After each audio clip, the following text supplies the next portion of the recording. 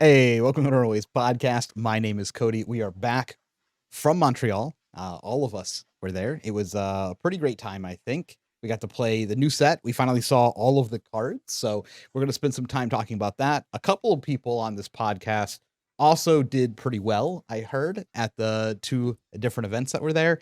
And Dan got to live out a lifelong fantasy that he's been talking about, or at least question that he's been wanting to ask. So we'll cover that as well. And then we have some podcast questions. It'll be a great Can time. you sit still? Brother is just like exploring all inches of your frame possible. That is, it's okay, called man. it's called being excited to start the podcast. So Okay. going into Montreal, we have, before I get to Noah, I will start with James. It's been a little while since you've been on the podcast, but this last weekend you did top the Battle Harden. After, did you lose like round one? Oh yeah, I fully I just remember like you lost round one, I won. You're like, I don't think this is it, and then I was like, well, just win the games, and then it was like, like 6 hours later, hey, I just won the games. I'm in the top 8 now. So, how was your weekend overall? What do you think of the format? How was your run, etc.? Oh, so the limited format is for sure a mixed bag. It had some of my favorite moments of limited Flesh and Blood of all time, in combination with some of the worst experiences I've had in Flesh and Blood, like, period. The amount of people who just got OTK'd in my games as me, my opponent, the people next to me, ridiculous. The power level is like crazy high or crazy low. And I love low power limited formats. So like getting to be one of the few people in the world ever next to, like you guys to actually draft the format feels a little special. So that's cool. And the draft format being super low power. Oh, great. Tying in top cut is apparently a strategy, I guess. And my record this weekend in competitive REL was like 11, 2, and 3. So pretty good. And my Liath deck I thought was like fine, but I just drew the nuts every game and just like killed people. And I was like, oh, did I do it?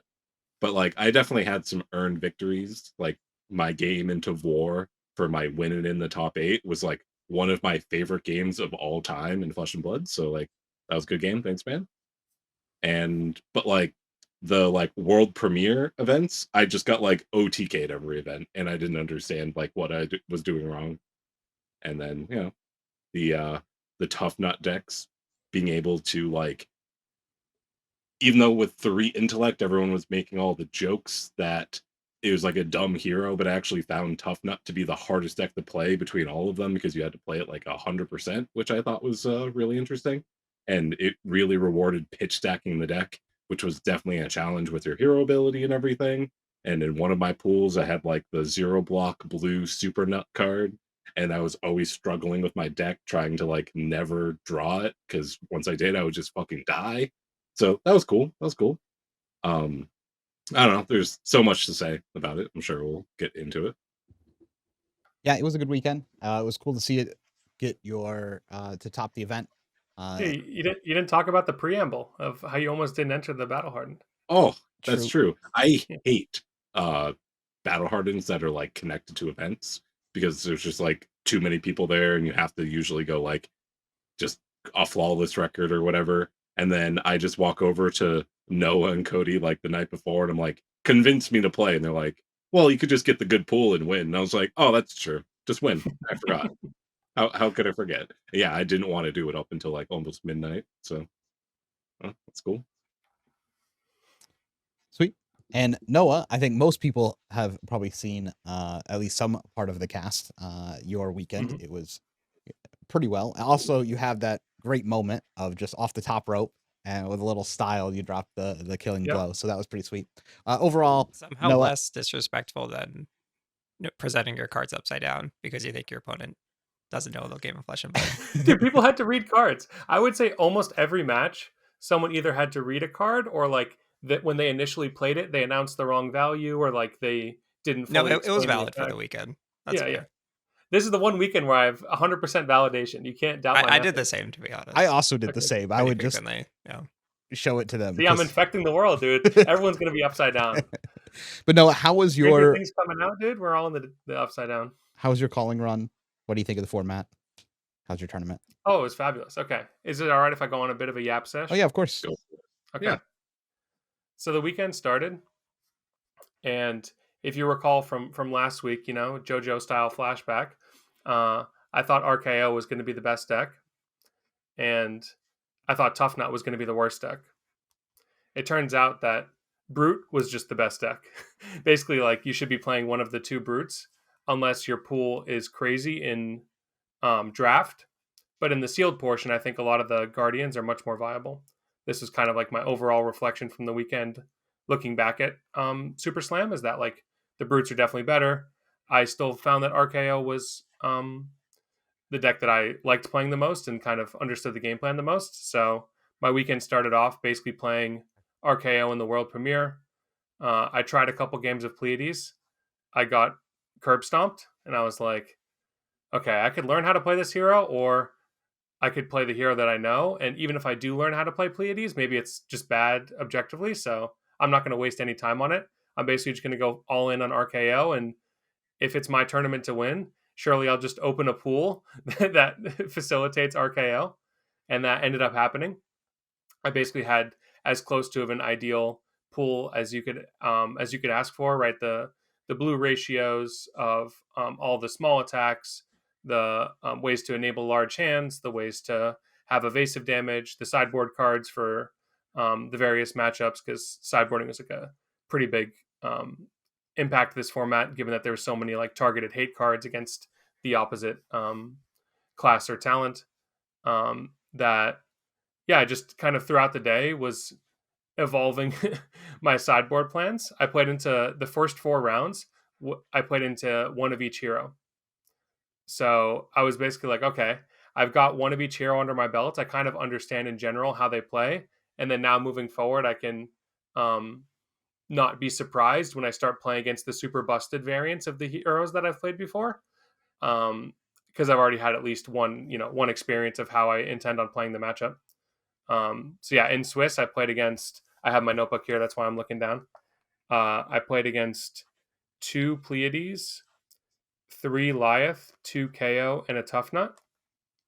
My impression in general is that KO is either super favored or it's completely unwinnable when you play against Toughnut, just based on the amount of like buffs and setup you have in your pool. So yeah, I'll talk to that a bit more later in my travails against Toughnut. But into the Guardians, it's kind of just a mixed bag of whether they draw the big aura payoffs or you're able to punish them with, like I was saying, the disruptive cards that are kind of anti-Guardian targeted or anti-aura targeted. So yeah, all those matchups are really interesting. The first feature match I had was round 7. This is against Sunny Yang, the eventual winner. And a little bit of backstory before the tournament. When we were at the AGE, we went out to dinner after, and I was trying to get Ethan to put me on round 1 of the calling, because I was like, oh, dude, this is my set. I'm going to be the Super Slam champion. They're going to have to make a belt, and I'm going to be, the king. So then he doesn't put me on round 1 feature, and I'm like, all right, I'm just going to have to win every single round. Eventually, he will be forced to put me on the stream. So then eventually I get my wish granted. Round 7, I play against the Pleiades, open the Rampart, and that's when I know, okay, it's my weekend. Like, I got to capitalize. I always tell people, like, you can't win every single tournament, but there are some tournaments where you just have the favorable luck and you have to not throw the games on those weekends. And this was definitely one of those weekends. I continued on. I did the feature draft. You guys can watch that back too. Don't judge the shakiness of my hands, because I was definitely feeling nervous. And around pick 6 or 7, I'm like, where are the cards for my class in these packs? This is not looking so hot. So I basically just pivoted to a strategy of like, I need to have a playable deck. I just don't want to bobble. So I'm going to draft cards such that I can ideally wheel something that at least can be put in my deck and is better than a bauble, because in a set with no weapons, having a bauble is just completely atrocious. So this is my strategy. I'm able to salvage a 2-1.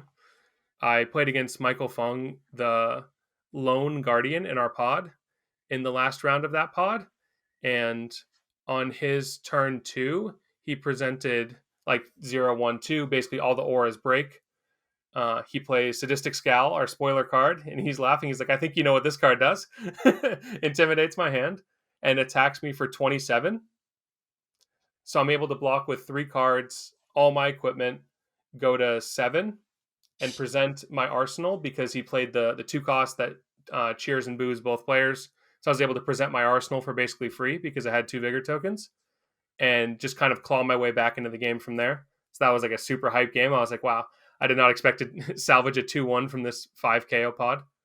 And then my feeling going into the next pod was that everyone was going to be a bit gun shy because there was 4 out of my same 8 were in the pod 2.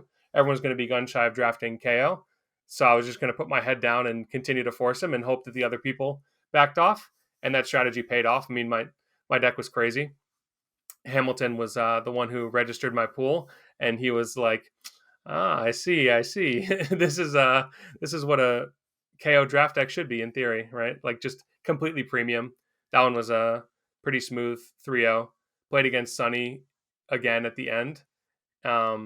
In kind of like the garbage time. The game didn't matter. We were both locked. I think I was already locked first seed, but I wanted to steal more Elo Teehee.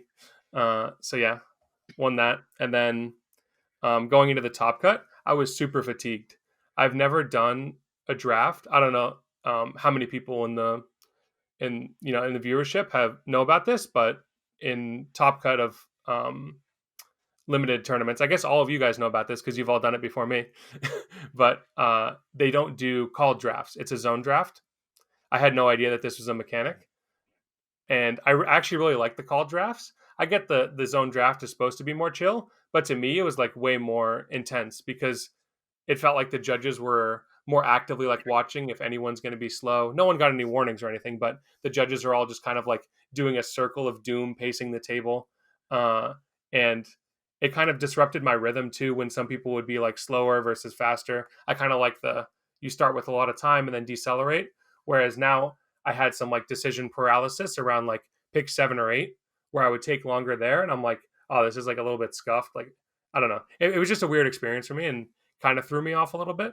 I don't think it ended up totally negatively impacting my pool as a whole. I probably have maybe a 10% better deck if I'm locked in and it's a called draft, but kind of a silly thing to complain about. Just something interesting I thought I'd point out. I was playing against Evan in Swiss. Wow, this is going on for even longer than I thought, but whatever. This is entertaining. I was playing against Evan in Swiss, and as Jimmy mentioned about there being a lot of draws that happened, Evan and I's game in Swiss, there was about 8 minutes left on the clock, and I realized I had made a crucial error where I'm attacking with the last attack in my deck. The only other card in my deck is a attack that can attack for 1, and my opponent is at 2. And so he can give his last 2 cards to block me. And so my last game action can only be to swing this attack for 1. And then we both go to 1 and we draw. And so he also realizes this and he's on a winning in. So like he has to really try to win. So he realizes like, oh wait, there's still 8 minutes. We can play game 2. And then we just proceed to move at absolute lightning speed. There may have been like sparks flying off of our fingers, like sweat beads were flying everywhere. We had to like, the spectators were like being blown back by the wind speed of our rapid movements. It was like one of the most fun games I've played, if you could even call it a game. And ended in completely meme fashion of he basically sets up all the auras. He's ready to have his big turn. I attack with, my attack that presents lethal. He has to give like 1 or 2 cards. And he looks at his hand and tanks for like 30 seconds. I'm like, it's kind of weird. We've been playing so fast this whole time. And then he just lays down his hand. It's all auras. All of his, effort this entire game has been wasted, and he concedes. So he had a little bit of a nice revenge arc coming for when we played again in top 8. And I think my deck was just not well poised to beat his based on the amount of buffs I had, like the amount of setup I could do. And I knew that he had that card that can block 6 with ambush and clash. I had passed it like during the draft portion, so I knew that I was going to be pretty unfavored if the cards lined up anywhere reasonably for him. So yeah, congrats to Sonny for taking it down. He played well the whole tournament, and all my opponents were great. Like this is definitely the most fun tournament that I've ever played. Okay, I'm done now. You guys can talk.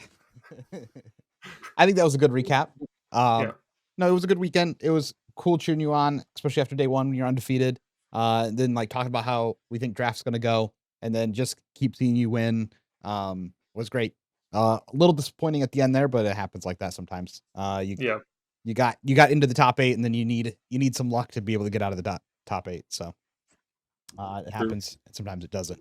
But Dan, there's a thing that you've told me several times at this point that you're like, this happens to me, and I wonder if it happens the opposite direction. Well, I assumed that it didn't happen. Yeah, you And I assumed, was like, you assumed it didn't happen the waiting opposite. for the chance to confirm it to be devastated that it doesn't happen the opposite.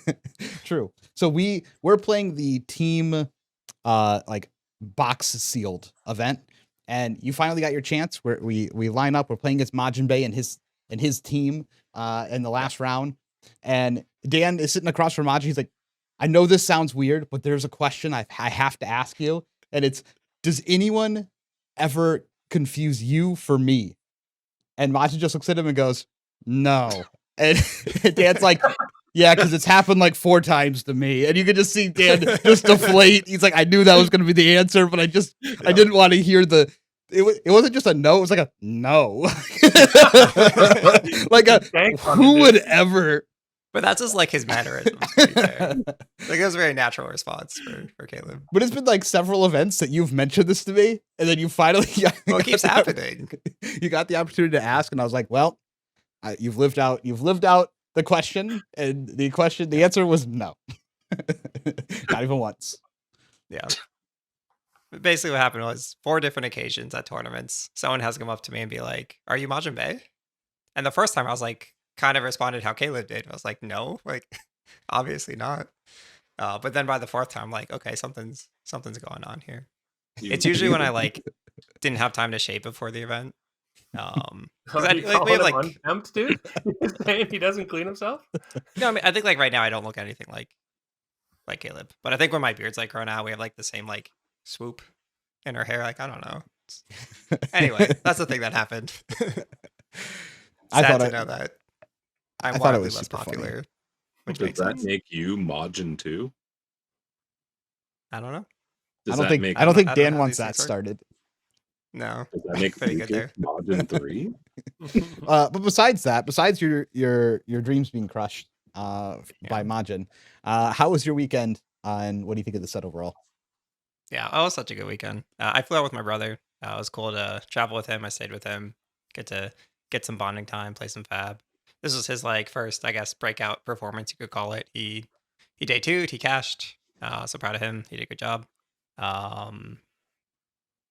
So I guess the first world premiere day, I had so much fun. Like I love this set the first day and the second day and a little bit the third day. I started to be like, okay, maybe this ain't it.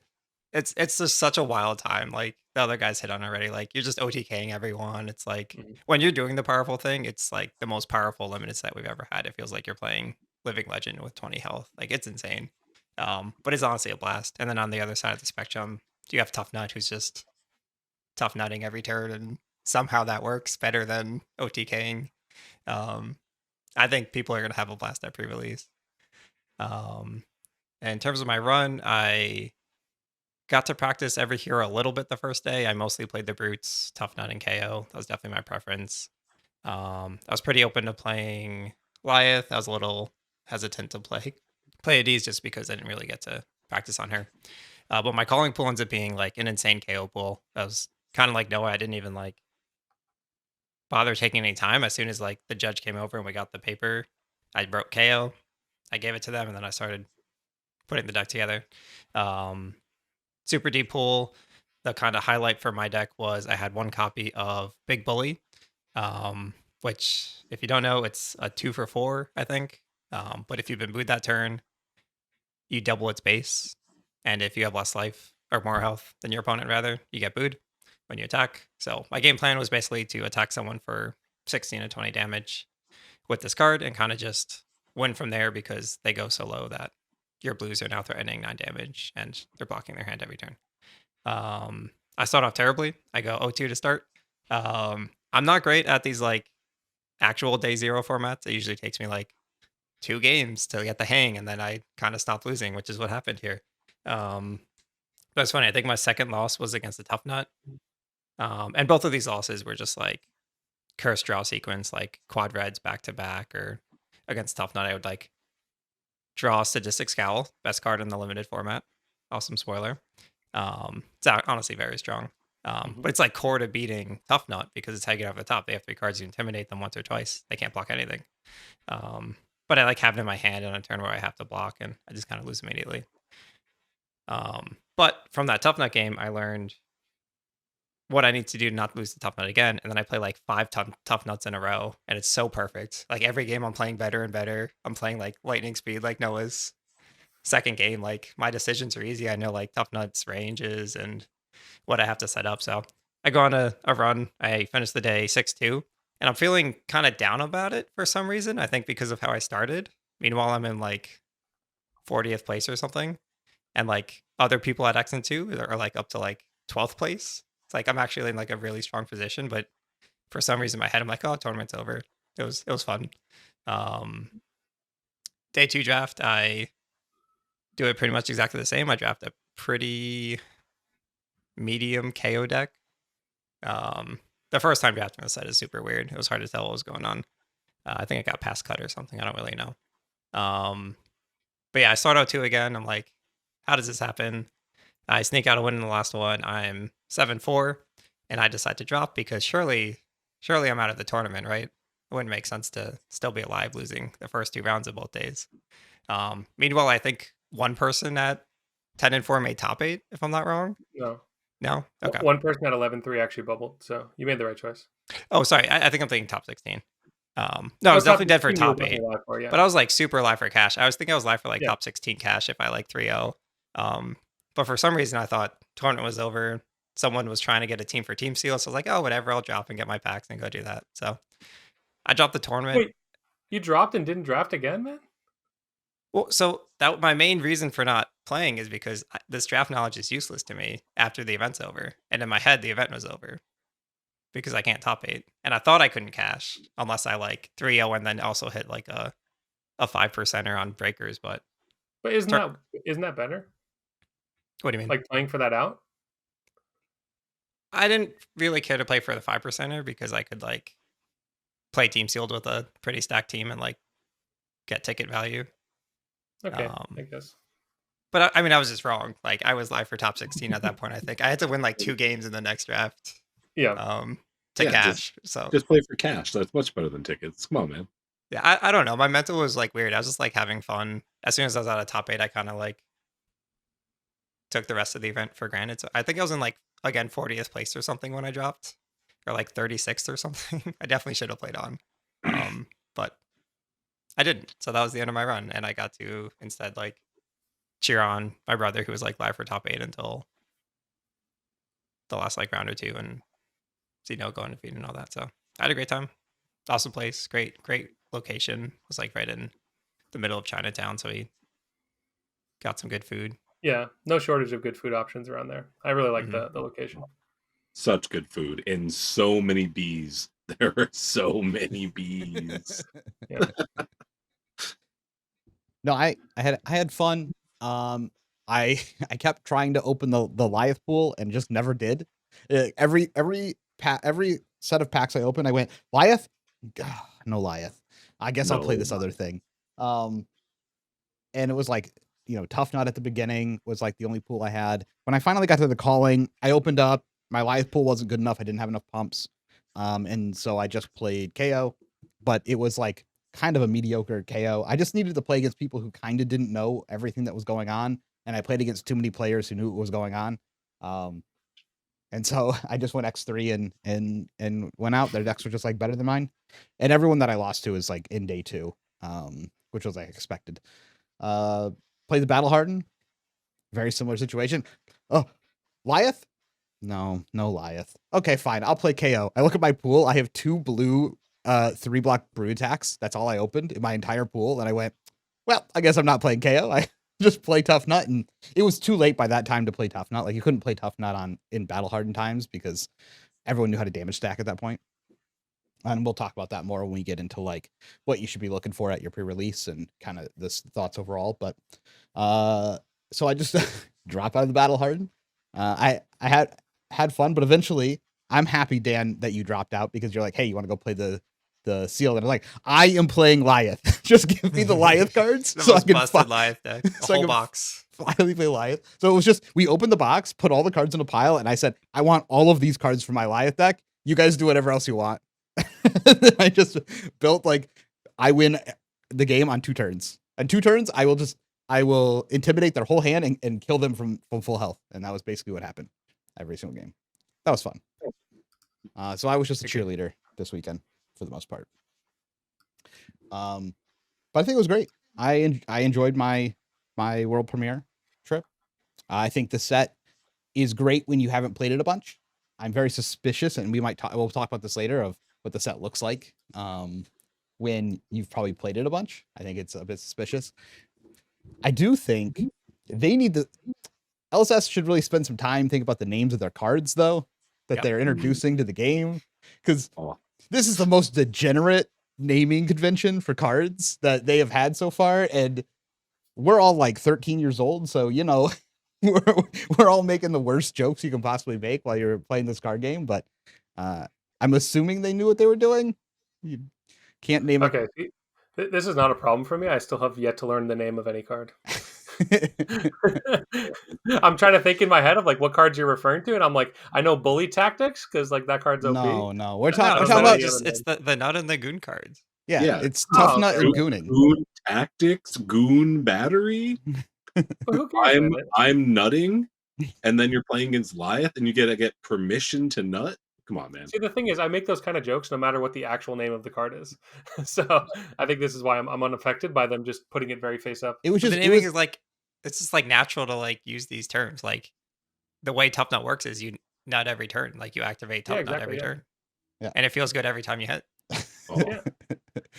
It's just very funny because normally it's like a joke. Like it's just like a joke that you make with some people, but it was like everybody. It was like the entire hall. There's like 600 people making nut jokes at one event. Like it's just very, very funny. It was just not. It's not an experience you've had at like a calling level event at all. Like it was like the first time that this has happened. This is so true. I feel like the air was very non-serious. Like everyone was joking around. Yeah, but I like that. It was good. Yeah, it was fun. No, vibes are great. Yeah. Okay, let's jump into talking about. Can I say one more thing? Yeah, go ahead. Just like shout out to some people. If anybody is like on the fence about going to world premieres moving forward, I'm definitely like full committed to going to any as long as it's not in Antarctica, because if you just like look at the people who do well at these tournaments, it's like the epitome of FAB. It's people consistently do well. If you look at like the top 8, it's Jacob Clemens, Jason Rolfe, Evan Tangai. Like these 3 people just like won the past 3 limited callings. They're in top 8, and like almost everybody on day 2 that you see in like the top area of the bracket is just like people who consistently do well at tournaments. So I think the idea of like, oh, you open a busted pool and then that's what catapults you to victory is pretty fake. If anyone had this notion before. So yeah, I actually had the opposite stance for this format in particular. Really? I felt like the sentiment was that it's kind of just, it's limited. If you open a busted pool, you do well and you get carried. Do you think the opposite, Dan? I think generally speaking, what you're saying is also true. But I thought for this site in particular, like anyone could show up and have the busted pool and you just kill your opponent in 2 turns every game. Yeah, I think that's like the level 1 thinking. But then if you actually look at like people who had ultimate success in terms of like the top part, it's not the people who just open a busted pool. Well, that's because day 2 is draft. Yeah, they get filtered. You get filtered out in draft, but it's all these events is you must be this tall to ride the ride, and then like you hope to open this tall to ride the ride. Yeah, as long as you do that, then you can skill your way in. There's a lot of skill in the format too. Like when you didn't just kill your opponent, there's like a lot of back and forth and like pitch stacking and shit, psyching your opponent out, pretending like you have the cheap shot. Like there's a lot. There's so many KO dynamics, right? Like you attack with a blue, 1 resource, 1 card in hand. That card can easily be a red and your opponent blocks 6 and you're like, okay, Arsenal. Yeah, they just milled the card for no reason. Yeah. And fantastic every time. You can make lemonade when you don't even have lemons. It's great. Okay. Okay, proceed now. Sorry. Okay. Let's I want to talk about probably the elephant in the room, which is we're never drafting this set and we're not playing it at Worlds. So do we think we have enough information now that we can say this was a decision because the format is bad, because the draft is bad, that they've decided to not play the set? Or do you think they just wanted to actually do LL after spending a I weekend think on they the just set? wanted to do LL. Maybe a little bit of both. The OTKing is like really egregious. Yeah, but the OTKing just like doesn't happen in draft. The OTKing is because you have like a bunch of busted M's that interact with each other, or like rares that interact with each other. Sure. I think in draft it's like, unless you're literally like a one of your class and talent, I don't think you're really having that busted of a pool that you're OTKing. You do have some amount of decks that have like inevitability over others, which I think they may want to avoid. But if we look at every constructed format, that's like raised to the nth degree of decks having inevitability over others. So I think it's a bit foolish to say that they're not wanting to have a format at Worlds because of that. I think they just wanted an avenue to push LL and force players to try it out and give them real data. And if you do it at Worlds, you're definitely forcing people to do that because people are still going to go to Worlds regardless of what the formats are because they want to win Worlds. I don't think Worlds would be a catastrophe if they had Super Slam Limited, but I think there's kind of no other way to force people to play LL than to put it at a tier 4. I would guess the same. And I would suspect that if we did have to play Super Slam, that it would be like Monarch levels of miserable to play as we got deeper and deeper into it, because I think the optimal way to play, even in draft, would still be to find like that damage stack, non-interactive turn. Yeah. Could be wrong though. To me, the draft format feels like it is kind of out of your hands to a degree and more in the hands of what seat you get stuck in.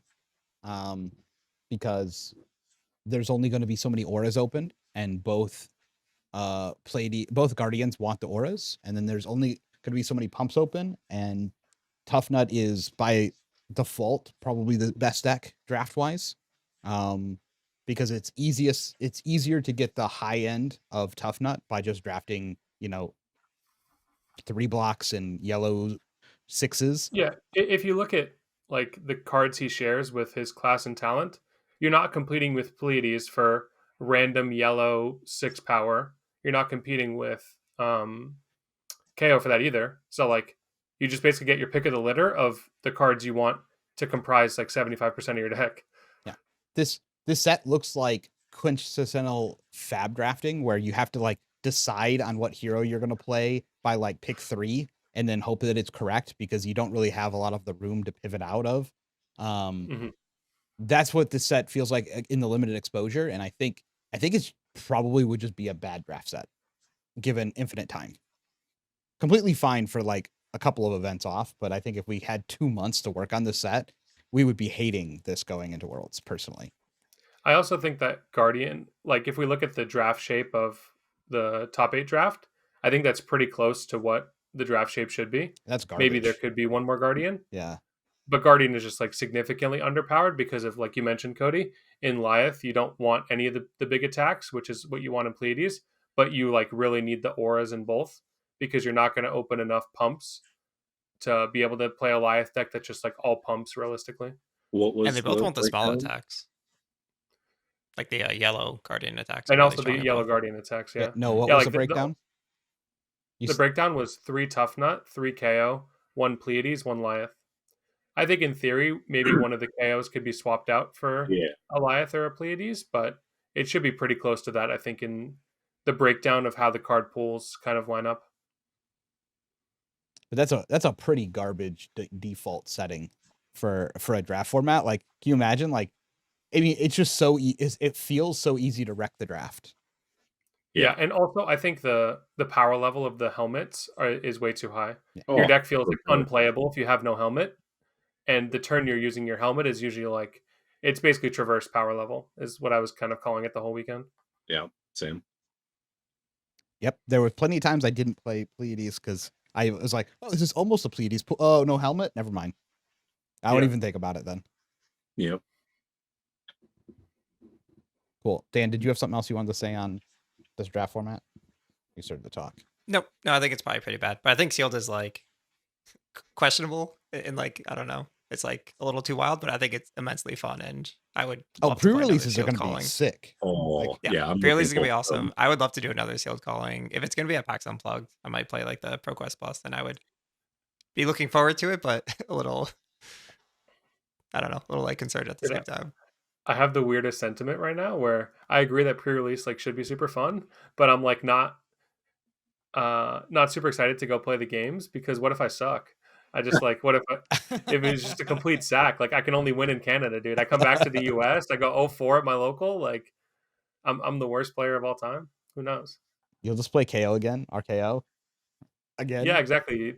People say I don't know how to play the other heroes. I never even read them. I don't need that kind of publicity. It's true. Cool. Before we jump into a bunch of advice and a breakdown of how these decks operate in pre-release, which I think will be a really great crash course and basically how to actually build these pools and decks because it can be a little tough the first time around. This episode is actually sponsored by FabBlazing.com, the only website that has the data. I love this website personally, and we've talked about it for weeks now without mentioning it.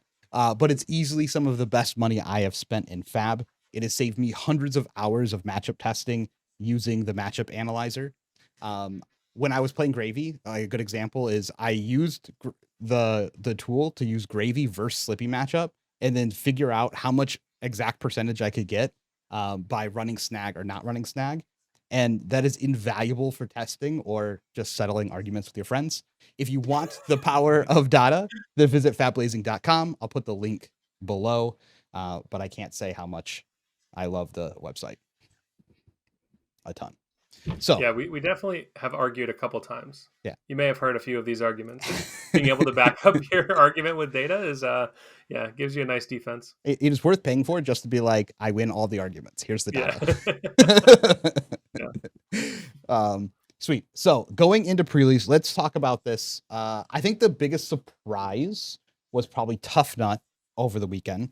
I think we all consider this kind of the base level of the gameplay, and but let's talk about what are you looking for? Why would you play Toughnut? And then what are the weaknesses of Toughnut?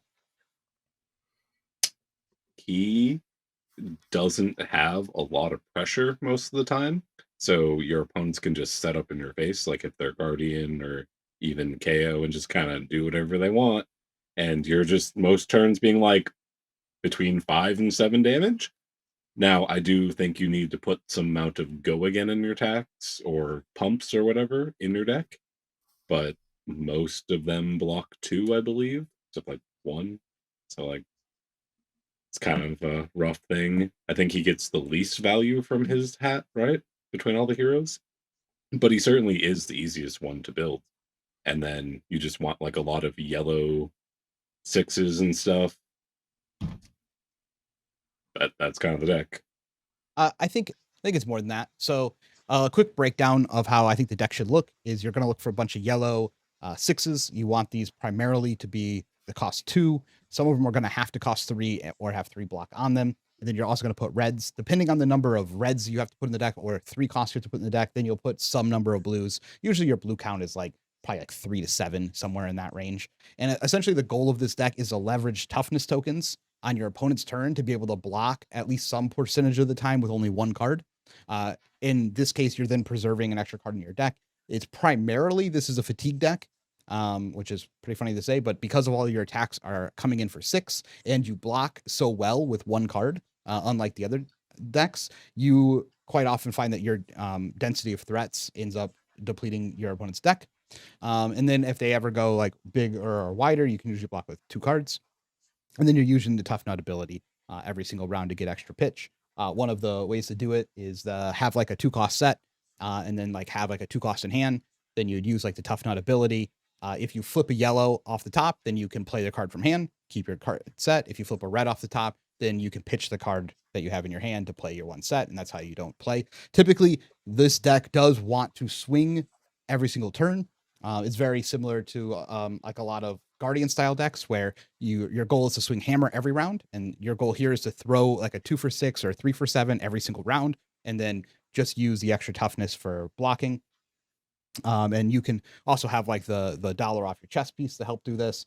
And this is like kind of the base level strategy of the game, and every deck has to be able to beat this deck because this is the easiest one to build from your pool, and you have to beat it, as James said, by damage stacking. So you're asking your opponent, do you know how to string a big enough turn together that you can punch over my defenses? We found that this deck was pretty strong. We thought we had the deck, and then we figured out pretty quickly after, whereas this was not the deck and it was very beatable. But Noah, what are some of the, I know you were a big component after we tested this, and then we came back, we played the 6 p.m. and we're like, you know what? I think Toughnut's unplayable. And you were kind of a big proponent of that. Why are some of the reasons you think Toughnut, if your opponents are knowledgeable, is not a playable deck in the sealed? Yeah. So you have a kind of weird dynamic between the glove slot, where if you have the revered gloves, you can destroy them to make 3 toughness. If the opponent has the reviled gloves, they can destroy them to make 3 might. So those can be quite powerful if one side of the equation has them and the other person doesn't. If you both have them, like I said, they kind of cancel out. But if only one person has them, typically the person who's able to leverage the life totals to be able to use their gloves against the opponent is pretty advantaged. I think the best way to exploit Toughnut is to have cards in your arsenal. I'm speaking from a reviled POV right now. So cards in your arsenal that you want to have are like Bask in the something, the guy going like this, that's bald. It's one of the things you get as like the promo pack from entering Battle Hardens. But yeah, so that card is like really strong. You're able to pay 3 to make 3 mites. So a play pattern might be the toughness uses one of his key cards like Dig In, or I'm so bad with the names. The one that says 0 cost blue that says make 3 toughness tokens. Basically, they're setting up with lots of defense, but because of the dynamic of toughness tokens being destroyed at the start of the turn, not something you can bank forever.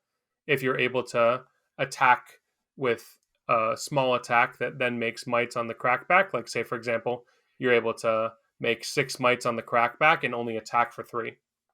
The Toughnut is effectively taking kind of like an IP penalty because they spent cards making those 3 toughness tokens, and now you're just neutralizing all the value of them because you're not allowing them to block for 6 with 1 card, and they still have to block with 1 card because they can't convert 3 to 4 cards effectively on offense. 4 to 5 cards, I guess, if you count the one off of the top. So those are kind of some strategies. If you're from the Guardian POV, this would be things like setting auras. So that way you can play out auras to kind of line up, play this balancing act where you're playing out auras in response to the turns when they're setting up toughness and not actually attacking them. And then on the turns they don't have the toughness, you're attacking them really tall. And this kind of strategy is very difficult for Toughnut to play against. So I was gonna say like some key cards for Toughnut. I don't think we touched on like the actual key cards that help you combat this. This would be the Buck Wild. That's the one that gets go again if you have a 6 in your pitch zone. There are some like supers and majestics that also have the capability of getting go again. And then the other thing would be the defensive cards like Disarm, Disembody, like these ones that they all start with dis something. There's a cycle of yellow, red, and blue that all get some sort of effect if their defense has been buffed. So if you have some way of buffing the defense, like with one of the revered cards, or your opponent is going for like a giga stack of a bunch of mites and you're able to create toughness tokens on consecutive turns to be able to buff up one of these discards, then those can be ways you combat the strategy, kind of like the level 0, level 1, level 2 of how to play the matchup. But I think if you want to boil it down to its simplest part, is just if your opponent has ward effectively in play that's going to expire, probably don't attack and give them value. Yep. I will also say you can just set up an intimidate stack or a Yeah. confidence stack, which is typically how you beat the Toughnut. Is that you'll just play cards that say intimidate, and you'll put 2 of them together. And since your Toughnut only has 3 cards in their hand, they can only block with 1, and then they just take infinite damage and die. And or if you're playing Pleades, then you have a confidence token, and they can only block with 2 cards. And then you just I will kill say them. one more thing, sorry too, is you want to think about based on your opponent what the best countermeasure would be to their strategy for beating you. So if their strategy is using confidence, you're going to want to use a lot of your equipment early, so that way you don't get stranded on not being able to block with your equipment on the confidence turn and maybe dying with equipment up, right? That's like cardinal sin in FAB. Don't be doing that. And then on the other hand, if you're getting intimidated, then maybe you want to save some amount of equipment so that way you can block on the intimidate turn where you don't have cards in hand, and instead be more frugal giving up cards from hand on previous turns to save life that way, if your strategy is just to run them out of cards. One of the more important things we like kind of touched about is if you don't have access to the revered gloves, but instead you have the 2-for-2 damage ones, you can combine it with what's it called flex speed, and then it becomes 7, and then it gets go again, and then you can punch them. There were a lot of games where the Guardian would make me go first, and I was like, okay, I'm gonna nut, and I'm gonna pass priority, and then they would play out 2 auras, and I'd be like, no. And then I would present 13 damage, and then they would start the game at like 10. That's good. You win. Yep. Don't do that. That's his questionable play on the other side, but Well, you know. fair enough. It is a pre-release. Dan, any comments on Toughnut? Yeah, I have 3. One slipped away. One thing we missed and didn't touch on yet is that the clash cards are really, really strong. Yeah. Because Oh, all of yeah. them in this format, they don't just clash. They clash, and then you can choose to bottom the card, which means you're ensuring that your attacking turn is going to work after you nut. And the tokens that you clash for are incredibly strong in Toughnut. You're getting either Toughness, which is your main game plan, or Vigor, which adds like enough consistency, I think, to make Toughnut work. So those are also incredibly strong to have. Like everyone else was saying, you need proactive cards. I found that Song of Sinew is probably the actual nuts in Toughnut. It just does everything. It's most of the time a +4. Sometimes it's +3. It fixes the ordering What card is that? for your activation. What's that? What card is that for all the people that totally don't know what the card is? Oh, I mean, they can look it up, but Song of Sinew is a card we've talked about a couple times on the pod already. It's a 0-cost yellow, non-attack with go again. You reveal your top 4 cards for each 6. Your next attack is +4. And you can put them back in the order of your choosing, which is a pretty key piece here. So what's really nice is if you clash the turn before you're playing this card and you know it makes your turn function, you can activate Toughnut first. And then after you play the song, you're setting up your entirety of your next turn. So the 3 cards you draw plus the one that you Toughnut off the top. So the card's just insane. If you have that, that's a pretty good reason to go Toughnut. The other reasons I think to go are very strong defensive cards, like we touched on, like the one you can pay to make mites. Any of the like block 6s are just kind of ridiculous. Pay to make toughness, you mean, right? With digging. Pay to make toughness. Yeah. Thank you. Yeah, I forget what my third point was, but that's what I got. Cool. Let's talk about Pleades next. The overall, how would you want to build this? What is the advantage of playing this? This was a very popular deck, and had pretty good results, especially in sealed. She's cute. Yeah, she's a Okay. good like value soup deck is one way you can do it, because you can like move the tokens from your big red auras that deal damage to your blue auras that give you like 1 value every turn or like twice per turn cycle. Alternatively, she has this really like powerful start of game cycle where you can go first. Ideally, you're playing like 2 3-cost auras for 10 damage in a future turn. But then on your opponent's turn, you can play a 3rd aura, immediately take that down. Now they're all in sync. Wait, I got ahead of myself there. You play an aura that turn cycle, ideally 2 more. So they're both on 2 counters on your opponent's turn. They take down a 1. And then on the next turn, you're presenting more than 20 damage already. Yeah. One recommendation if you're going to do this strategy is be sure you have an attack. Like ideally you have an attack in arsenal throughout this. There's not too many cards that can disrupt the arsenal just in general in the set. So you're usually pretty safe to have your attack stashed in your arsenal. That way you guarantee you're getting a payoff. And also you should kind of have an idea of the density of your deck to know if you should go for a more gambly play to get rid of your attacks to play auras versus keeping your attack to be able to have a for sure payoff. You don't want to just lose 5 cards worth of value. Also, I think you want to really use confidence tokens 1 to 2 times per game for value. I wouldn't worry about every time you have a confidence token, oh, I need to make sure I do this play that gives me value out of confidence. I think confidence is really only essential when you're actually going for lethal shots on your opponent, because otherwise most people are actually just very happy to block with 2 cards and play 2 cards on offense. It like reflecting back on all the coverage, it's kind of just that format of, like Dan said, value soup of just, I'm going to block 6, present 7, maybe block 6, present 8, block 5, present an aura this turn, kind of skip this cycle. But you're typically blocking with 1 or 2 cards. Most decks aren't just blocking out and swinging a hammer because they don't exist. So you really want to just prioritize confidence on the turns you're presenting lethal, and the confidence is like putting your opponent in a really bad position. Or if you do have one of the on-hit effects, then a confidence is also very strong there, where you want to make sure that you push the on-crush effect or on-tower effect from those yellow Guardian attacks through. Also, the Guardian card pool has the most 2-card 8s that work into any class.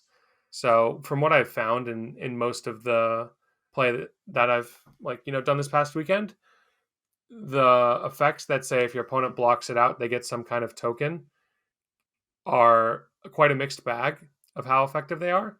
But I think the one that if your opponent blocks it out, they get a confidence token is a complete meme. So the fact that Pleades gets access to that one for free, because if they're blocking out the confidence token, like they're not doing that much on their own turn with the confidence. So I think her getting to free roll those, if you get a bunch of those, if you get a bunch of the ones with the girl holding the sword, I think Power Play is the name that you play from Arsenal. That card's also very strong. So I think if you're playing with Pleades, just kind of, prioritize these huge attacks and this game plan, like Dan mentioned, of trying to just cheese them out of the early game and put them so low that they can't win, or just kill them outright.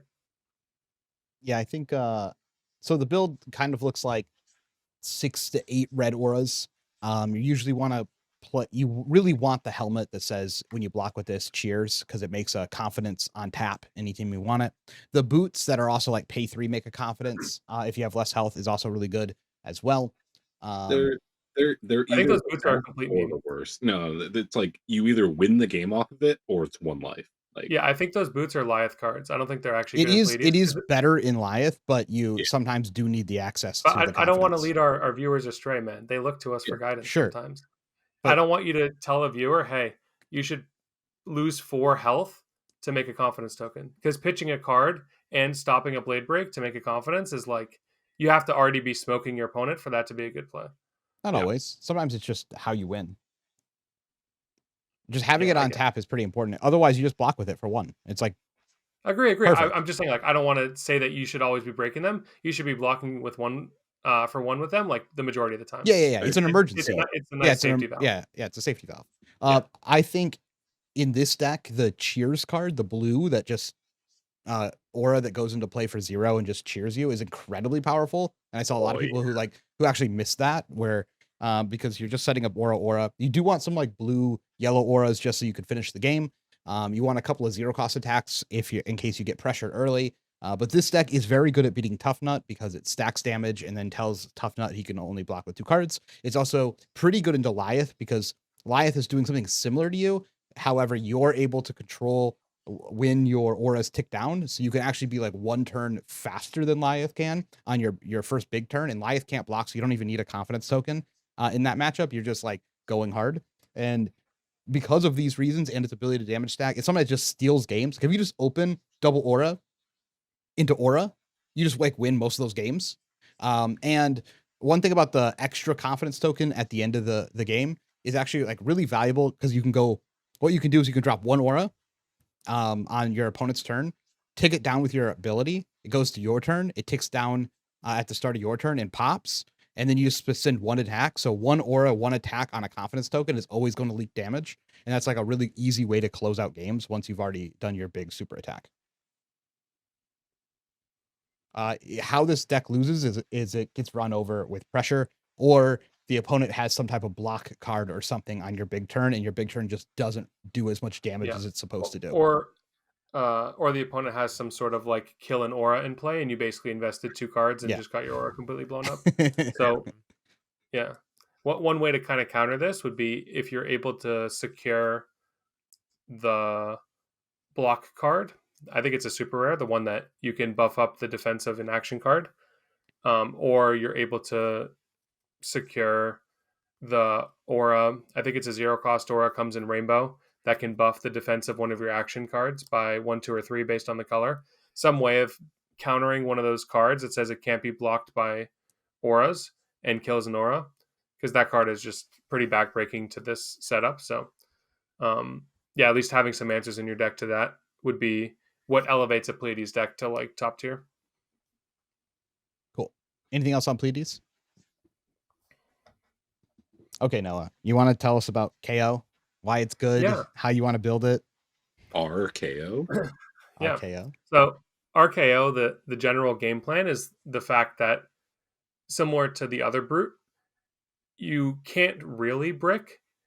Your worst hands are still converting to 6 to 9 value of your like quad blue. So I think the ideal play pattern for KO is basically to get a little bit of a lead early by using your hero power, or just throwing a 2 card 7 that chips them 1 damage, or your hero power getting over what they were blocking by being reactive. And then once they're lower in life, you leverage a large density of 3 blocks to effectively just protect the lead. And then all of your cards, like especially Mocking Blow being a key card, that work really well when you're on higher life than your opponent, you kind of just shut them out of the game gradually. Eventually, they get down to a lower life total where both players' decks are, in theory, shaky, but your deck is like 0 for 1 Intimidate that can go up to 6, or you're able to set up with the card that makes 3 mites and then throw one of the goon cards that comes in for 4 and potentially goes up to 9. Mocking Blow, as I mentioned before, great in all colors, so you can have blues and yellows in the late game. You also have Flex Strength as a key card. In all colors, it comes in for 9 at base, and it also works well if you have some of the pumps. Like if you don't have the resources to do KO Hero Power, one of the strong plays I did a few times on stream is basically I block my hat, so now I get 1 Vigor token. I play Villainous Pose. It's the 2 for 4 that boos you, so you get another Vigor token. You have 2 floating. You cast your Flex Strength. It sees that the power is now greater than 6, so therefore it gets the additional +3. And then now you have the Vigor token. You can kind of just keep chaining that turn over turn. Like Cody mentioned with Cheers, I think Booze is a very effective card in this strategy, given that it boos you on play as well as on leaving. You're kind of just loaded up with every turn that extra resource, so effectively you're saving a whole nother card if you were normally going to pitch 2 cards to your KO hero power. I think also, we haven't really talked about this in the other heroes, but maybe you guys can speak to it more about the equipment piece that can potentially block for up to 3. I think in KO, this is the shoes, where it's very common you can block with 3. Kind of a play pattern you'll do is make might tokens on your own turn, and then use your hat along with the shoes to be able to block 4, protect that really big turn where you just kind of shut your opponent out of the game with intimidates and reactions. It's kind of just a lot of evasion. So you're basically, the summary is you have evasive damage in the form of intimidate, as well as reactive damage, and there's not like D-reacts in the format. And you have the most consistent end game, given that your blues still convert to damage at yellow and red rate. I think I have to call it a slight disagreement with like never being able to brick with KO. I think this is only true when you're like keeping 4 cards in the turn. Because like any turn you're like in the early mid game trading back and forth, like you can't keep 3 blue cards to attack for 6. You like need a vigor to like make that work. The flex strength obviously is like an exception where it's 3 card 9, but I think you can brick on like all reds and all blues are also really problematic early on. But then Like, once I you have didn't the mention the tempo, ratio. Yeah, the ratio yeah. of the deck is you're trying to get like between 14 to even 17 blues. Yeah, I kind of think you need like 18 now. Like I was playing 15 in like all the events and I just kept bricking on reds, which is statistically unlikely, but you just lose Mhm. the game when this happens. That's true.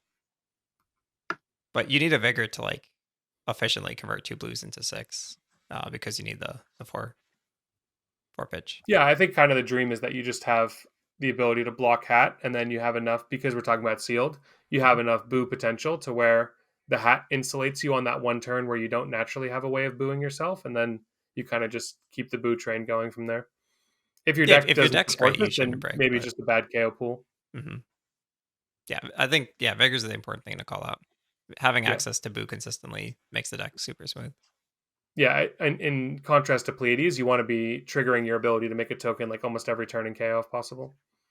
Yeah, and the 2 cost rare that attacks for 6, and you get -1 if you only pay 1. Sorry, it costs 1.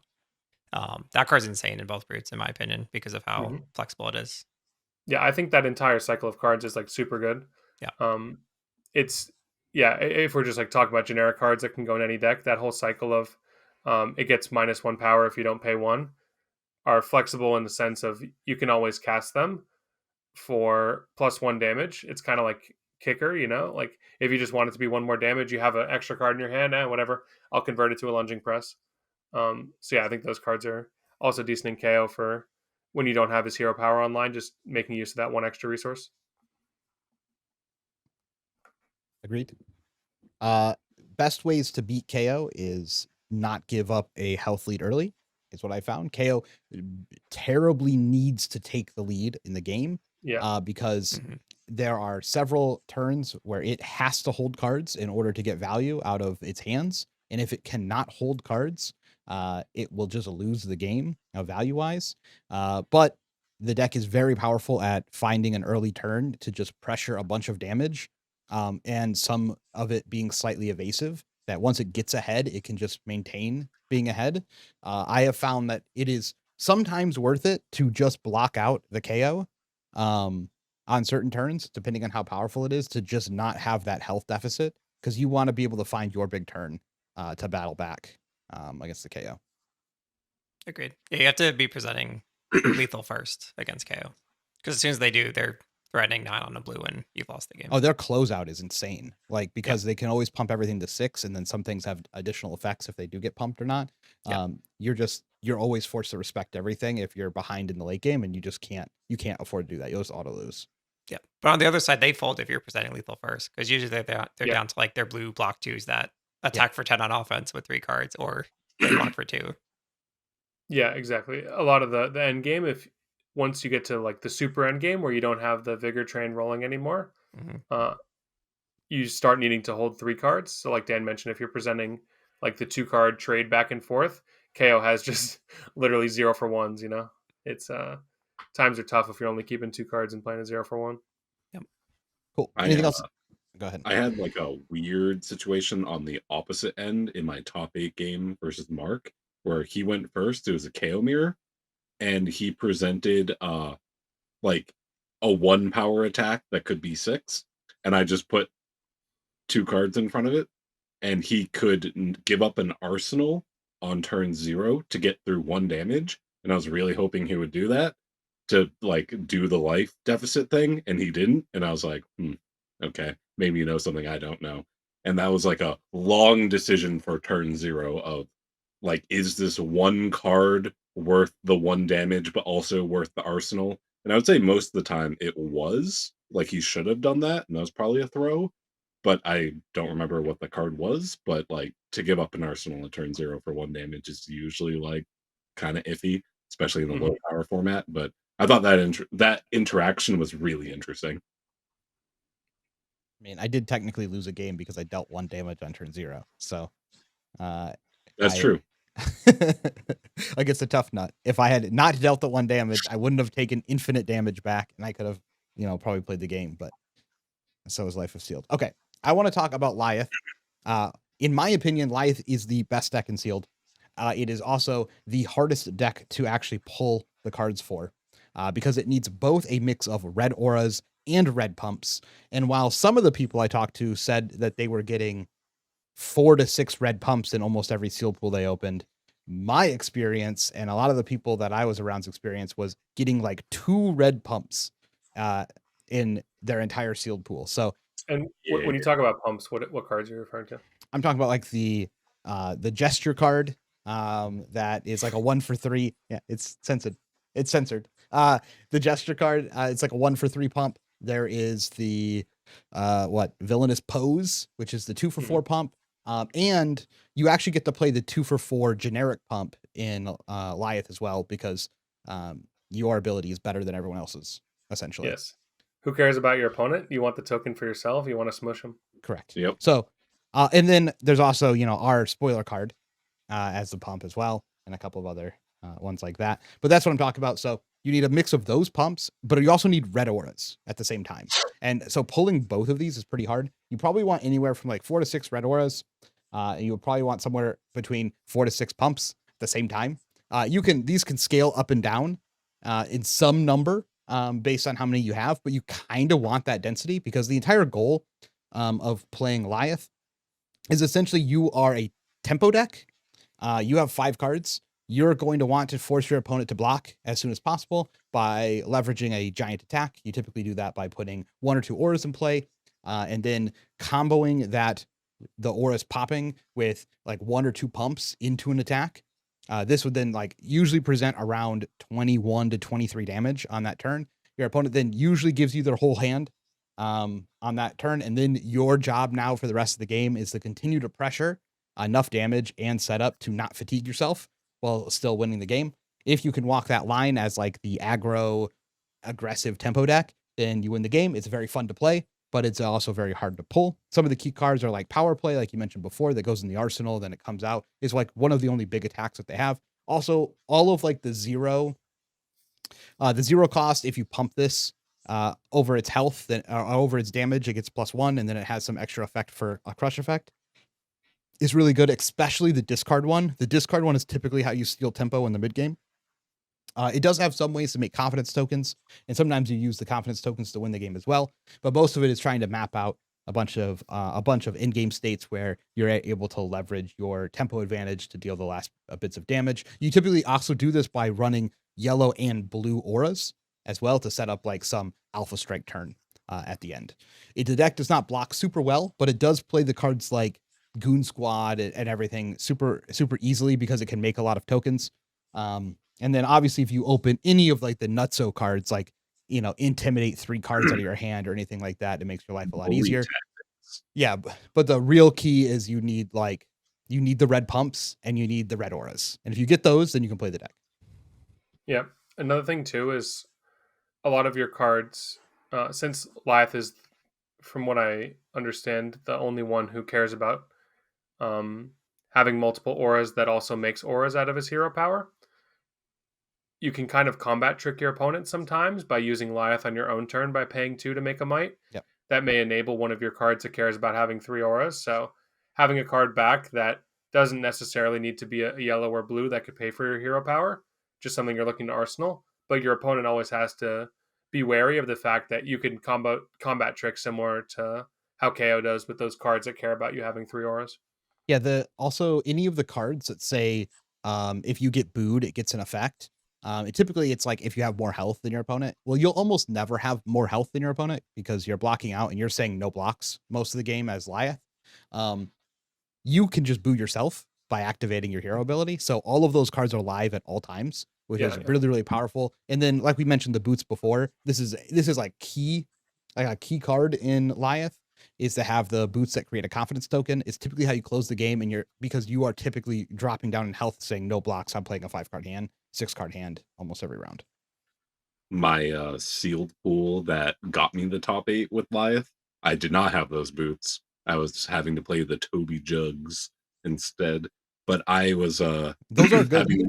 they are good. And I raised my eyebrow when you said you didn't block a lot as Liath. I blocked a lot as Liath. I'd be like, here's my auras. Don't attack me. No damage. Yeah, but But you were like no pump, right? You had like 2 or 3 red pumps. no, I had pump. I had pump. I thought I looked at your deck and there was one of the 2 things you were missing, and it was kind of a meh Liath deck. Whatever, man. I made it work, but the I had to use the bad technology of the like 3 for 5 blue guardian attack that becomes 3. That when you attack or block with it, it makes a confidence token. That's how that one. I had to use that technology. Technically, it's better math, right? You're actually outplaying them. I do think finding like profitable blocks is important though, or like Of really course. powerful. Like, Yeah. because like Jim was saying, it lets you play your auras out. If you have like, this is by far the best Brothers in Arms deck, especially with Toby Jugs. You get to get full value on your block, activate your hero ability, make a might. Nothing better, man. Yeah, getting to block a little bit early buys you the space to set up your like 26 intimidate turn. Yeah, if you don't have the gas, you definitely want to be able to block in, but if you have the gas, then it's no blocks. What was everybody's biggest damage number they saw during the weekend? Like in one damage number. Like 26 or something like that? Yeah, 26 comes to mind as well. Mine was 27, but it wasn't enough. I had a judge call or a deck check where it took like 16, 18 minutes or whatever, and we finished with over 5 minutes left on the clock because I 29'd my opponent with an arsenal still there. So and I haven't heard anybody top that, and I was like, I'm sorry, man. You're very dead. That's pretty good. Cool. Any other comments on playing this sealed for our pre-release? I think it is a lot of fun. You will have some non-games, but you're both like trying to do powerful things and just blow each other up, and it's pretty cool. We missed how to beat Liath. It's the same as KO. You just present lethal first, and then yeah, just pressure. Or sometimes you can fatigue them, but that typically requires them to have to block at. Like you force them to block at some point, and then they just like lose everything. For the TOs out there, I would recommend doctoring the time rules a little bit, especially if people are reading cards for the first time.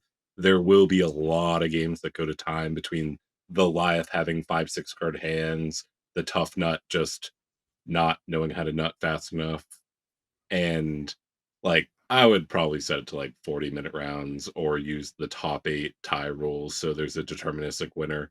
Like there was so many ties at the world premiere, the calling, and the battle hardened comparatively to normal things that might wanna adjust that. There is a bit of a curve on playing the set for the first time.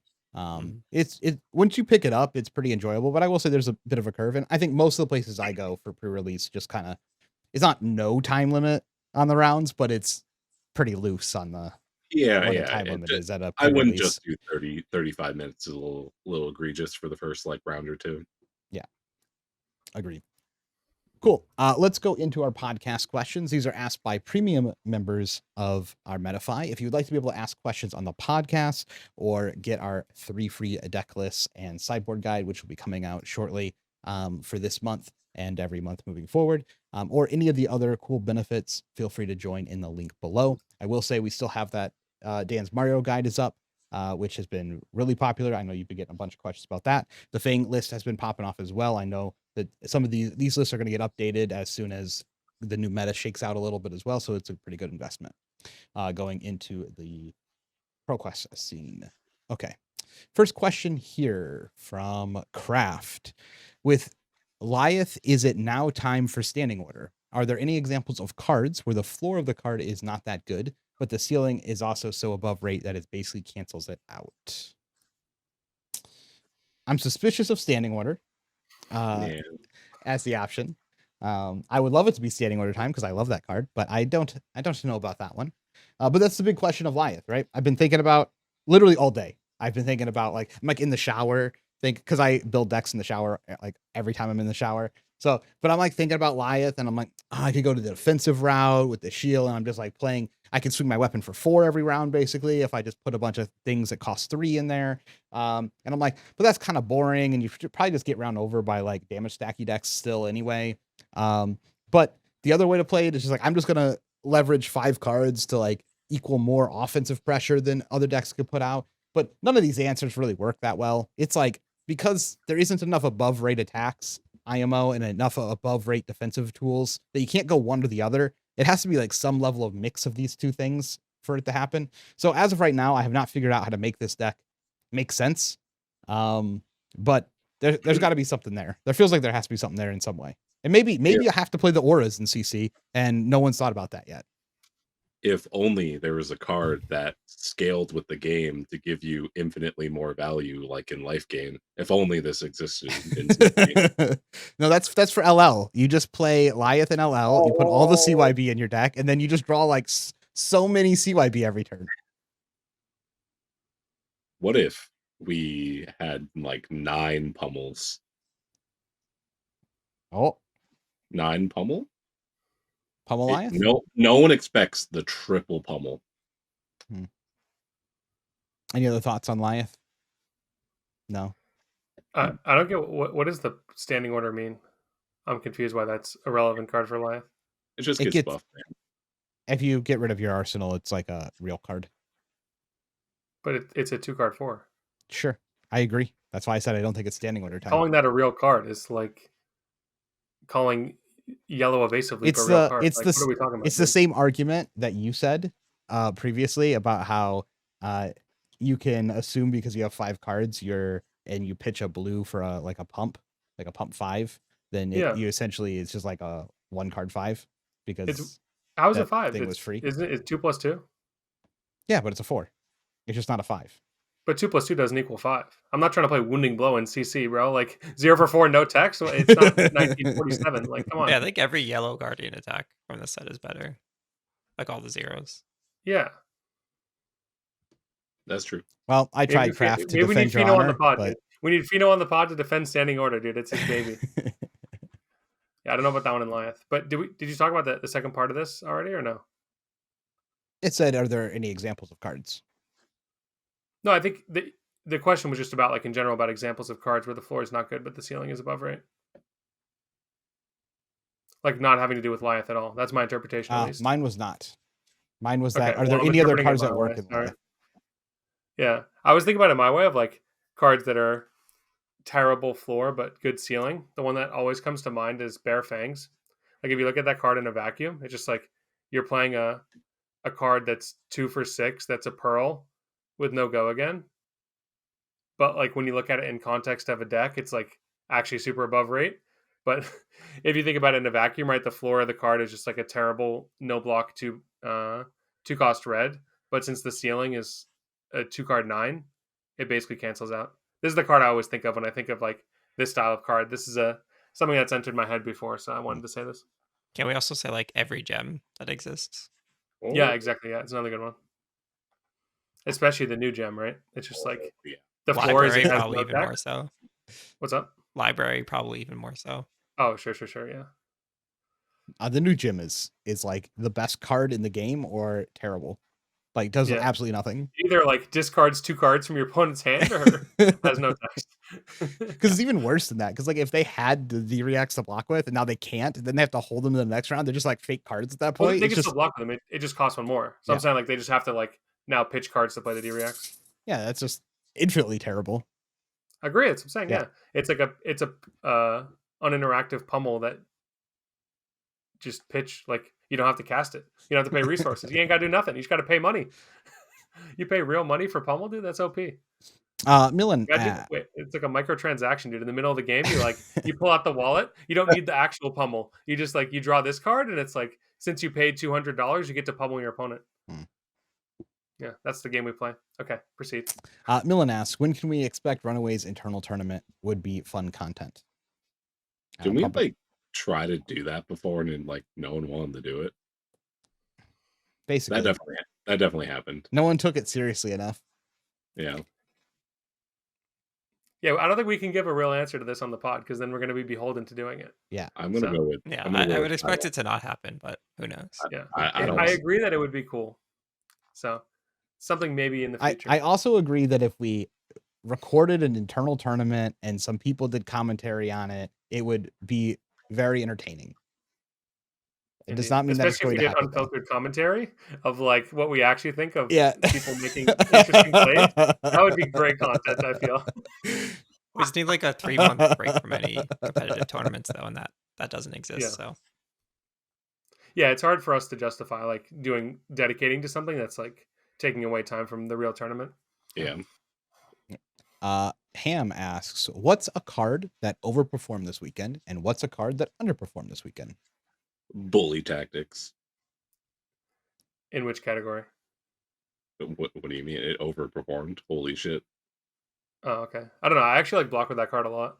The problem is I would like draw it on like turn 1 or 2, and like my opponent's at 20. Why am I spending a whole card to literally do nothing? Well, you're If it's against Toughnut, obviously it's good, but I wouldn't call that an overperformer. every time for I me, cast, it killed them. So there's a lot of supers that are going to overperform, but for me, it was Big Bully and Song of Sinew, or just like clearly like, okay, this is enough to make my whole deck good. Yeah, I think Bully Tactics By is not itself. like, you can't say it's an overperformer because it just does exactly what it says on the card. It has no like hidden benefit. It's a completely dog shit card that is good because Toughnut has 3 cards in hand and you can intimidate all 3 of them. Or the other heroes. If you stack buffs, it's good. But like, I the mean, card's actually bad. I'm looking at it through a Liath lens, not a RKO lens, like you probably are. Well, Liath is like the same thing. Like, you intimidate all their hand and then deal 27. But like, you were Yeah. dealing 27 anyway, so it's still good. Okay, we don't need to argue about this. It's fine. My Bully Tactics underperform is Buck Wild. That card looks good on the surface. It is incredibly hard to resolve, though, quite often. And the way that you're playing it, you should really only bring it in against decks who are setting up, for the most part. I mean, it's like the mirror breaker for Toughnut. Yeah, if you can stack it. It's just like, it's a card that you want, like, I typically want like 1 or 2 of, depending on the matchup. But like, you don't want to open 5 and put 5 in your deck, was my Sure. point. I think you do if they're yellow. Also, Well, sure. you just play all of your yellows. So Yeah. if it is your yellow pool, then yeah, you're forced to do it. Yeah, but you're if not I happy had about it. 5 of that sounds insane. Yeah. To me, overperformer is bask in your own greatness in every color. Oh, the Or bald like, guy? it reads kind of terrible. Like, yellow bask in your own greatness reads like a meme, but like in the course of the actual game, removing the agency of your opponent's blocking decisions is very strong. Yep. And I would say the underperformer is like every charm. Like, those cards read like, oh yeah, it's designed for your hero. It does all the things you want your hero to do, but in reality, it's like barely above a crack bauble. The charm for Toughnut, where it lets you nut a second time. First of all, the art is him just gooning. Like, let's start there. That was definitely on purpose, but that one was like the worst one. The but then like the Liath one, doesn't that also like cheap shot them? That one's good. No, that's KO, and it doesn't cheap shot them because the way they did the ruling, you have to have like a 6 attack on the attacking part of the chain. We got to play it both ways this weekend. Yeah. I got the cheap shot my opponents with it. Yeah. If it worked, like, you could defend with a 6 power, they have no cards in hand, boom, you cheap shot them, that'd be sick. But they're always going to have cards in hand. You could on the first day. You just couldn't on the second day. Yeah. You couldn't in the tournament that mattered. I wonder if they'll change it again going forward. Right. No, they said moving forward that this is how it will always be ruled. That's fair. To be fair, it also just is completely irrelevant because it's not like the card will be played in CC RKO, even if with the other errata. Are any of those CC playable? Yeah, the Pleades one is. Oh wait, Liath. Yeah, it turns off their hero ability. Yeah, you have like yeah, it's either a sideboard card into certain matchups, or if you want to turn off your own hero power for sure. Yeah. I have to call it the 1 cost 6 power attack one more time. The rare one. That thing like way overperformed in every deck I had it. Low blow. No, the 6 power. The dinosaur, right? The frilly thing. Yeah. Yeah, I like that card. That whole cycle, great. Yeah. But the 1 cost in particular was just like so insane. Like, you have a Vigor, it's a 0 for 5. Mm-hmm. Yeah, what is all of your Toughnuts, doesn't matter what you hit when it's an arsenal. Bluster buff. There we go. That's the one. Isn't it like the spitting dinosaur from Jurassic Park? Yeah. That sounds right. Sure. Yeah. It looks like cartoon drawings of a lizard with eyes and stuff. I don't know. It looks nothing like the other ones. Okay. Fine. Tattledown asks, question for Dan. I guess you will have talked about the potential impact of heavy hitters. I think he means, he says, oh no, Super Slam on the meta. How does the best deck in the format, Mario, need to adjust, or will KO be too much for Mario? Oh, that's a good question. I'm not currently concerned about any Super Slam heroes. We'll see how that plays out. KO could be an issue. Yeah, I don't know. It's a test. I don't even know how much you can tech for it. Like if KO's output is just too fast, their equipment's already so good against Assassin that I don't really know what you can do to make up for that. Like you can't fatigue a KO. There's no like alternative defensive strategy there. If anything, it'll be like the more disruption, the better, which is already what I'm kind of building towards.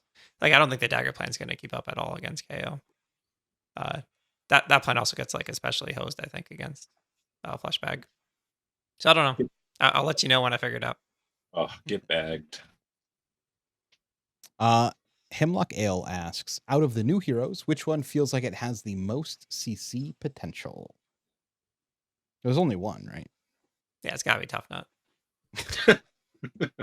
It has to be Pleades. She has an armory deck, right? Wait, what? That's I thought it had to be Liath. No, It's 5 intellect. what It's actual not like RKO. actually like good weapon from Pleades? Yeah, Pleades has a good weapon. I agree. Yeah. Well, there's been a trend where they come out with armory deck for new hero in the new set, and it's the best deck in format. So, but they've also been a trend of they don't design every new hero out of a set well, and they have to ban some card out of it. Mm-hmm. And I think Liath is probably the one most ripe for a ban, because how can you possibly test every permutation of how to build that deck with all the generic stuff? And like, yeah, I'm assuming that Liath just has to be busted, not similar to Gravy in a sense of the dominance he'll have at a high level, but in the potential of a refined list to feel very oppressive. Yeah, I agree. I mean, He's the I highest do potential. agree. I think Pleiades seems pretty good. I think the three of them, Liath, Pleiades, and Toughnut, are all very good in certain matchups and have some pretty big problems in others. Fair. RKO, Yeah. I just don't understand yet. Like, yeah. his blue base is really strong, which historically is the best thing you can be doing in Flesh and Blood, and Vigor and Brute is like very broken, but I think the deck's How does one hold I think you that baseline kinda bad. significantly lack boo card pool. yeah. I think the good lack cards. of good boo cards is the issue. Because all the boo cards are like you have to have more. Like you want to run 9 Mocking Blow, but what happens if you start the game losing? Like Yeah. your whole engine is just off the whole game, and you can't like take the tempo to get back because you're drawing all these Mocking Blows that don't do anything. So Yeah, I we think get if some you like get dual off to a good equipment. start, it's good, but Mhm. it seems tough to consistently take to a tournament. No, I agree. Like the pieces of him are like very strong, but I think as a whole, it's not it. Yeah. But then we also got a bunch of like expansion slot cards that also revitalize some old heroes. So I don't know if that's also in the question. Nope. Yeah, Kasai could definitely be good. You summon dudes. Summoning dudes is Kasai, OP. We know this. Yeah, the new Kasai card's great. New Prism card's insane. There's Yeah. Wardo77 asks, flavor text challenge, each page, a life once lived, memories of a lesson well learned, Tahiro, eternal scribe. I don't read flavor text except rock. The flavor text for rock is rock. Nice. My Actually, first I have a thought guess was this that. time. Wait, you have a guess or no? I do. I don't know its name though. The Orion of Wizard Mystic Tome. Tenets? Is that what you're going to guess or no? No, the Wizard Tome. I forget its name. Oh, Tome Tome of of Ao Aetherwind? or something. No, not that one. Maybe it's the No, it's Illusionist Tome. You talk about the blue one that's like Yeah, book yeah. Oh, open? Tome of Ao, the illusionist one? Yeah. That's a deep cut. Ooh. You think it's that one? I don't know. That's just what came to my mind. I don't read flavor Okay, text. Orion is the one that came to my mind because if you spell the guy's name backward, it's like almost Orion. It's one letter off. See, Okay. surely it's a book though. You have a guess, Cody, or did you already look? No, I think you're thinking of the Ward one. Is that the one you're thinking of, or you're thinking of the other one that has a book on it? There's What two. about the- There's, Definitely Tome of Ao. Like it's like AEO or something like that. yeah. Yeah. Isn't that the Ward That one? one. I don't know what it does. All right, let's find out the answer. Okay.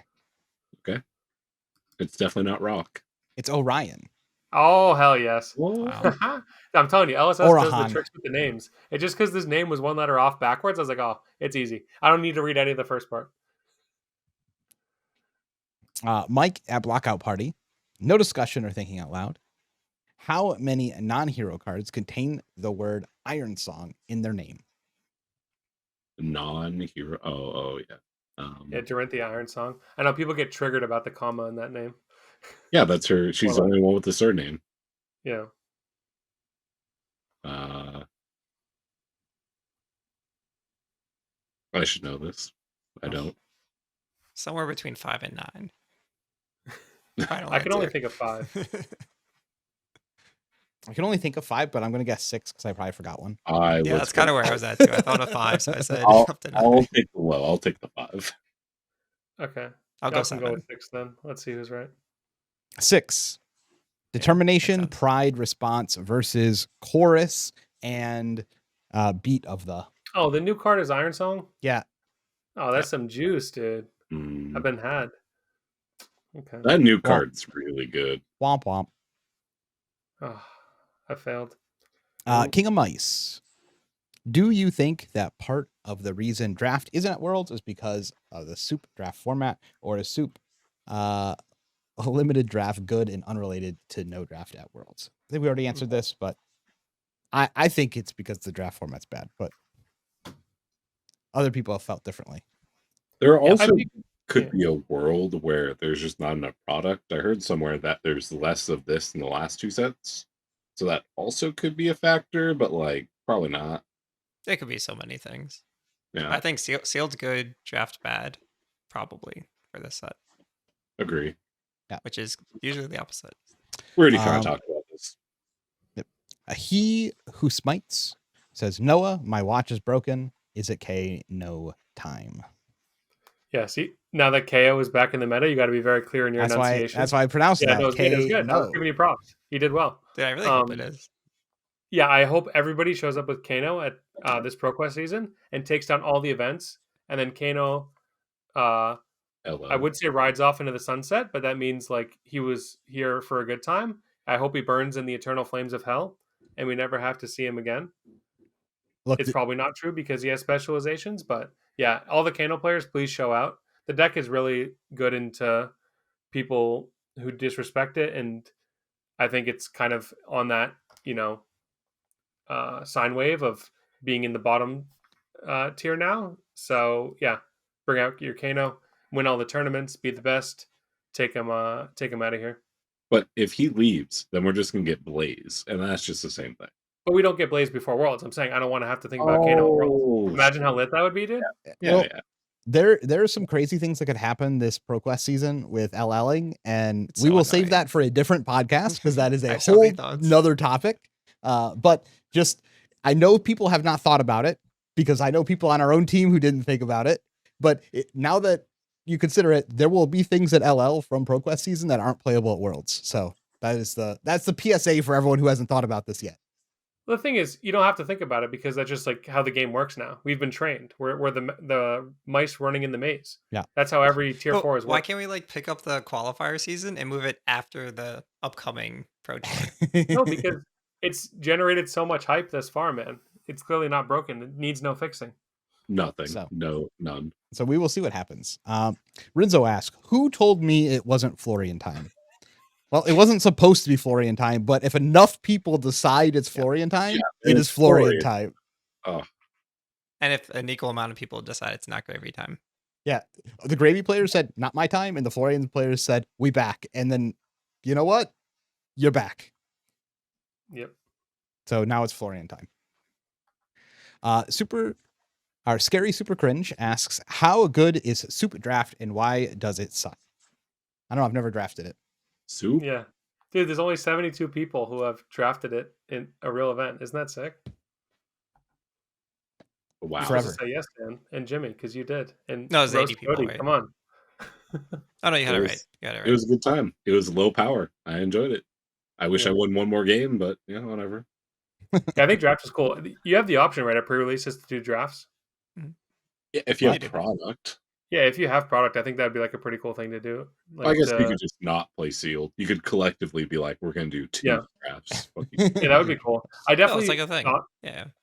yeah, I definitely thought that the draft format was more Like, interesting we're gonna because do the fact 2 it was lower drafts. power level, there were much less blowouts, and knowing about the cards also was pretty relevant. Like if you saw a certain card that was a bomb card get passed around, you now like No. knew that it's something you had to think about. Whereas just getting completely owned by random cards and sealed is not that same dynamic. So I actually think it's not bad, and I'm totally not biased. Of course not. Well, I want to say thank you to everyone who came up and said hi when we were in Montreal. I got to meet a bunch of people. It was a lot of fun. I will also say that I got to sign a deck box, which is pretty cool. I always appreciate anyone who wants me to put my terrible signature on something. But I think we all agree that it was great. It's like a super relaxed event, and we mentioned that before, but we were Oh. chatting with people all day. Everyone I met was super nice or mentioned nice things with the podcast, so I really appreciate all that. Wait, Cody, Likewise. did you sign the big banner when you were leaving? They were like the banner next to the prize wall. They were like, oh, they wanted all the people to sign it. Did you guys Nope. do that? Nope, I left. Wow. I thought You that missed the out? games were very relaxed, but the weekend as a whole was extremely chaotic and overwhelming, especially the beginning because you have 24 hours to solve an entire format. It's great, dude. I mean, that they made a best-selling show about this dynamic, right? Mhm. You see the countdown in like your field of vision. You're like, all right, it's almost game time. I love it, dude. Yeah, I love it. There's just so much to do at all times and so many people to talk to. Yeah. It's great. Okay, and with that, I think we're out. Goodbye.